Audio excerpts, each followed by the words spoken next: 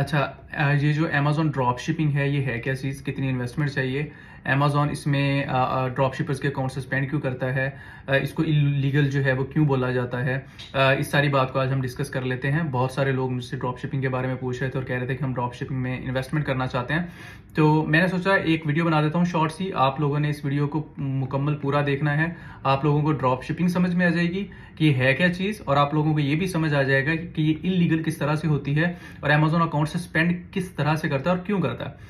मैं आपको एक सिंपल सी एग्जांपल से समझाऊंगा। आपने साथ साथ जो है वो चीज़ को अपने माइंड में रखते जाना है। ये एक प्रोडक्ट है, ट्राईपॉड भी बोल सकते हैं इसको, या फिर हम इसको सेल्फी स्टिक भी बोल सकते हैं। कोई सेलर अमेज़न के ऊपर इस पॉड को फॉर एग्जांपल सेल कर रहा है पिछले 10 सालों से, या पिछले 2 सालों से, या पिछले 6 महीनों से, और उसके पास बहुत ज़्यादा रिव्यूज़ भी हैं, रेटिंग्स भी हैं। उसने इसकी अच्छी इमेजेस अपलोड की हुई हैं, अच्छा टाइटल अपलोड किया है, अच्छी डिस्क्रिप्शन अपलोड की हुई है। आप क्या करते हो? और उसको अच्छी सेल भी मिल रही है। आप क्या करते हो, या ड्रॉप शिपर क्या करता है? वो अपना अमेज़न का सेलर अकाउंट बनाता है। वो अपनी अलहदा से पॉड लिस्ट नहीं करता। वो बंदा जो ऑलरेडी इस ट्राईपॉड की अच्छी सेल ले रहा है, उसकी लिस्टिंग के साथ जाके मीटू कर लेता है। इसको मीटू बोलते हैं। मीटू से क्या मराद होता है? उसकी लिस्टिंग के साथ जाके चिपक जाता है और साइड पे लिस्टिंग के शो होना शुरू हो जाता है कि भाई इन बंदों के पास भी ये सेम पॉड मौजूद है, लेकिन अपनी प्रोडक्ट लिस्ट नहीं करता, इमेजेस अपलोड नहीं करता, टाइटल अपलोड नहीं करता, बुलेट पॉइंट्स अपलोड नहीं करता और डिस्क्रिप्शन भी नहीं डालता। सिंपली मीटू कर लेता है। अब ये बंदा जो ऑलरेडी इस पॉड को सेल कर रहा है, जिसके पास रेटिंग्स हैं, रिव्यूज़ हैं, आप ये जो ड्रॉप शिपर है, या आप हो, समझाने के लिए कह रहा हूँ, तो आप उसके साथ जब मीटू करते हो तो आपने उससे उसकी परमिशन भी नहीं ली होती, ऑथेंटिकेशन भी नहीं ली होती। तो वो बंदा क्या करता है यार, उसने इतनी मेहनत की है, उसने एडवर्टाइजमेंट की अपनी पॉड के ऊपर, उसने इतना पैसा लगाया, तो वो अमेज़न के साथ केस ओपन कर देता है कि यार इस बंदे ने मेरी लिस्टिंग के साथ मीटू कर लिया बगैर मेरी परमिशन लिए। अमेज़न आपके अकाउंट को रिस्क ऑफ डीएक्टिवेशन में डाल देता है या फिर परमानेंटली सस्पेंड कर देता है सेक्शन 3 लगा के। ठीक है, इसको सेक्शन 3 बोलते हैं। अच्छा, अब होता क्या है? होता ये है कि ड्रॉप शिपिंग में जब आप उसके साथ मीटू करते हो ना, तो जब वो बंदा जो ऑलरेडी इतने रिव्यूज लेके बैठा है, वो कभी जब आउट ऑफ स्टॉक होता है, उसके पास इन्वेंट्री खत्म होती है, तो ड्रॉप शिपर्स क्या करते हैं, या वो लोग जिन्होंने मीटू किया होता है वो क्या करते हैं, वो इस लिस्टिंग के साथ मीटू जब करते हैं तो पॉड की प्राइस लगा देते हैं $15, फॉर एग्जाम्पल समझाने के लिए बता रहा हूँ। और जब उनको ऑर्डर आता है अमेज़न के ऊपर, वो क्या करते हैं, इधर उधर देखते हैं वेबसाइट्स के ऊपर, और किसी भी वेबसाइट पे जहाँ पर यही सेम प्रोडक्ट उनको मिल रही होती है $10 की, वही $10 की प्रोडक्ट जो है वो वहाँ से खरीद के, वेबसाइट से खरीद के, उनके पास फिजिकली भी ये पावर नहीं होती, उनके पास अमेज़न के वेयर हाउस में भी ये पावर नहीं होती, जो ड्रॉप शिपिंग कर रहे होते हैं, वो क्या करते हैं, पावर को सिंपली किसी वेबसाइट से ढूंढता जहाँ पर वो सस्ती मिल रही होती है, और वहाँ से जो बंदा जिसने उन्हें उनसे अमेज़न पे परचेज की होती है मीटू लिस्टिंग में जाके उनकी कस्टमर को सेंड कर देते हैं वहाँ वेबसाइट से सीधा। अब होता क्या है यहाँ पर, अमेज़न कैसे पकड़ता है? जब आप किसी दूसरी वेबसाइट से प्रोडक्ट ये खरीदोगे, ये प्रोडक्ट खरीदोगे, आपके पास तो है ही नहीं, आपने तो खरीदनी है सस्ती, $10 में खरीदी, आपके $15 बन गए, अमेज़न पे $5 का प्रॉफिट बन गया। तो जब वो दूसरा बंदा जिस वेबसाइट से आपने $10 की खरीदी है, जब वो इनवॉइस बनाएगा ना, उस इनवॉइस पे आपका नाम नहीं होगा, उस इनवॉइस पे उस बंदे का नाम होगा जिससे आप खरीद रहे हो, वेबसाइट वाले से खरीद रहे हो, और उस इनवॉइस के ऊपर $15 भी नहीं लिखा होगा। ज़ाहिर सी बात है, क्योंकि आप तो उससे $10 से खरीदे हो, $10 में खरीदे हो, तो उस इनवॉइस के ऊपर उस बंदे का नाम लिखा होगा और $10 लिखे होंगे। जब वो पॉड कस्टमर के पास पहुंचती है तो कस्टमर उसको देखता है, तो वो कहता है कि यार अमेज़न पे जब मैंने ये पॉड ऑर्डर की थी, मैंने तो किसी और बंदे से की थी, उसका नाम भी और था, और वो तो $15 की दे रहा था पॉड, और मैंने पे भी $15 की, लेकिन इनवॉइस के ऊपर $10 क्यों लिखा हुआ है? तो वो बंदा फिर अमेज़न के साथ बड़ा मोदबाना तरीके से, बड़ी शराफत से केस ओपन करता है और कहता है कि भाई ये बंदा जो है ना, इसकी लिस्टिंग के साथ ये जो चिपका हुआ है, ये ड्रॉप शिपर है, इसको हटाओ।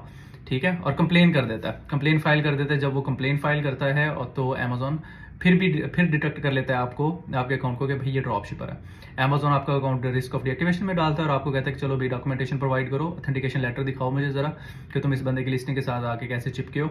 और सम केसेस में क्या होता है कि अमेज़न आपकी जो है FBM का जो ऑप्शन होता है ना आपका, कि आप अपने पास इन्वेंट्री रखो और जब ऑर्डर आए तो आप पैक करके शिप करो, वो बंद कर देता है और कहता है कि भाई अब तुमने अगर अमेज़न के ऊपर काम करना है ना, तो अपनी प्रोडक्ट्स जो है ना उनको कार्टन में पैक करके हमारे वेयर हाउस में पहुंचाओ, जिसे FBA बोलते हैं।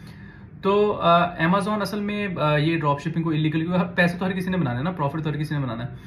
अब मसला ये है कि अमेज़न अलाउ इसलिए नहीं करता क्योंकि जब ड्रॉप शिपिंग लोग करते हैं ना, तो वो प्रोडक्ट की क्वालिटी में कंप्रोमाइज़ कर जाते हैं। एक प्रोडक्ट की क्वालिटी में कंप्रोमाइज कर जाते हैं, और दूसरा जो कस्टमर है ना, उसका ट्रस्ट अमेज़न के ऊपर खराब होता है। कस्टमर ये सोचता है कि भाई जो मैं प्रोडक्ट मैंने मंगवाई है, जो मुझे अमेज़न से मैंने $15 में परचेज की है, उसकी इनवॉइस मेरे पास $10 की आई है, ये थर्ड मैन जो है बीच में, वो चीटिंग कर रहा है, तो उसका अमेज़न के ऊपर ट्रस्ट खराब होता है। और अमेज़न जो है वो अपने कस्टमर को बहुत इंपॉर्टेंस देना चाहता है, इसलिए तो टॉप पे है। तो इस वजह से अमेज़न जो है वो ड्रॉप शिपिंग में अकाउंट सस्पेंड करता है। ड्रॉप शिपिंग हर लिहाज से इलीगल नहीं है, कुछ तरीके हैं, ये जैसे मैं आपको बता रहा था, ये इलीगल है। आपने अगर करना है होलसेल कर लें, किसी की लिस्टिंग के साथ चिपकना है, किसी की ब्रांड की पॉट सेल करनी है मीटू करके, उनसे पहले परमिशन ले लें, ऑथेंटिकेशन लेटर्स ले लें, अप्रूवल्स ले लें, फिर उनकी लिस्टिंग के साथ आप जो है वो मीटू कर लें।